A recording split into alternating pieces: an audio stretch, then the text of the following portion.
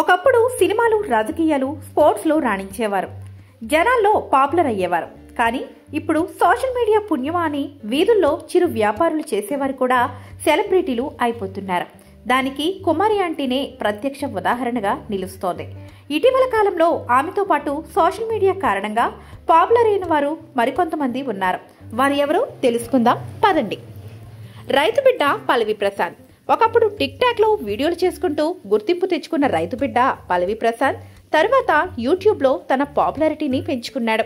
రైతు బిడ్డ అని చెప్పుకుంటూ బిగ్ బాస్ ఆఫర్ కోసం చాలా ప్రయత్నించాడు. చివరికి బిగ్ బాస్ హౌస్ లో అడుగుపెట్టి టైటిల్ విన్నర్ గా కూడా నిలిచాడు.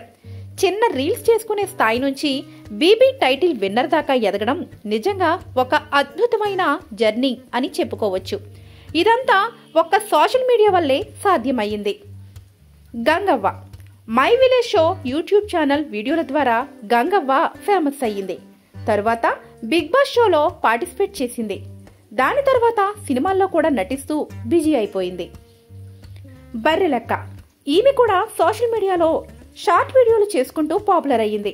ఎమ్మెల్యేగా ఆమె పోటీ చేసినప్పుడు సోషల్ మీడియా ఫాలోవర్లు బాగా సపోర్టు చేశారు. చివరికి ఆమె మంచి ఓట్లు సంపాదించింది. చాలా మంది మద్దతును కూడా పొందింది. ఆర్థికంగా కూడా పుంజుకుంది.